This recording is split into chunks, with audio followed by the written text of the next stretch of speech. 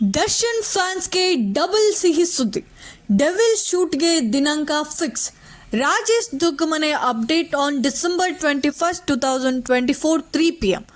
ರೇಣುಕಾ ಸ್ವಾಮಿ ಕೊಲೆ ಪ್ರಕರಣದಲ್ಲಿ ಜೈಲು ಸೇರಿದ ದರ್ಶನ್ ಅವರು ಈಗ ಜಾಮೀನು ಪಡೆದು ಬಿಡುಗಡೆಯಾಗಿದ್ದಾರೆ. ಸದ್ಯ ಅವರು ಮೈಸೂರಿನಲ್ಲೇ ಇದ್ದಾರೆ. ಡೆವಿಲ್ ಚಿತ್ರೀಕರಣದ ಬಗ್ಗೆ ಈಗ ಗುಡ್ ನ್ಯೂಸ್ ಒಂದು ಸಿಕ್ಕಿದೆ.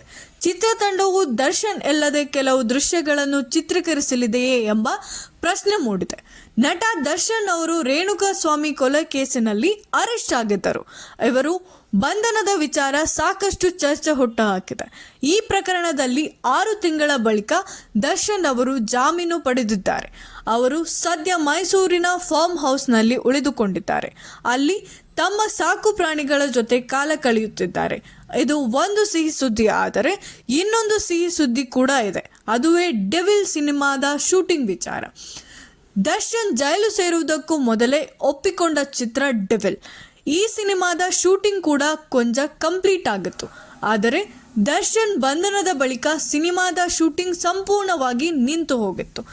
ಡೆವಿಲ್ ಚಿತ್ರಕ್ಕೆ ಪ್ರಕಾಶ್ ವೀರ್ ನಿರ್ದೇಶನ ಮಾಡುತ್ತಿದ್ದಾರೆ.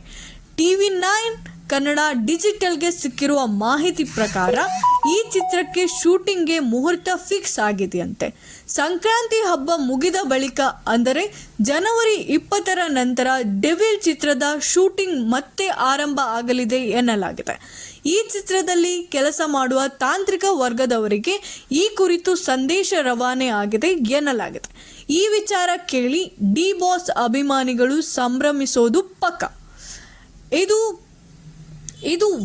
ಫಾರಂ ಹೌಸ್ನಲ್ಲಿ ದರ್ಶನ್ ಹಲವು ಎಚ್ಚರಿಕೆ ಕ್ರಮ.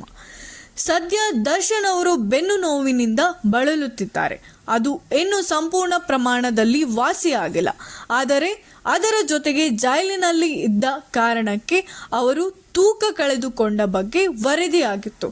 ಹೀಗಾಗಿ ಮತ್ತೆ ತೂಕ ಏರಿಸಿಕೊಳ್ಳುವ ಅಗತ್ಯ ಇದೆ. ಈ ಕಾರಣಕ್ಕೆ ಡೆವಿಲ್ ತಂಡದವರು ದರ್ಶನ್ ಇಲ್ಲದ ದೃಶ್ಯಗಳನ್ನು ಶೂಟ್ ಮಾಡಿಕೊಂಡು ಅವರು ಗುಣಮುಖರಾದ ಬಳಿಕ ದರ್ಶನ್ ಭಾಗದ ಶೂಟ್ ಪೂರ್ಣಗೊಳಿಸುತ್ತಾರೆ ಎನ್ನುವ ಪ್ರಶ್ನೆಯು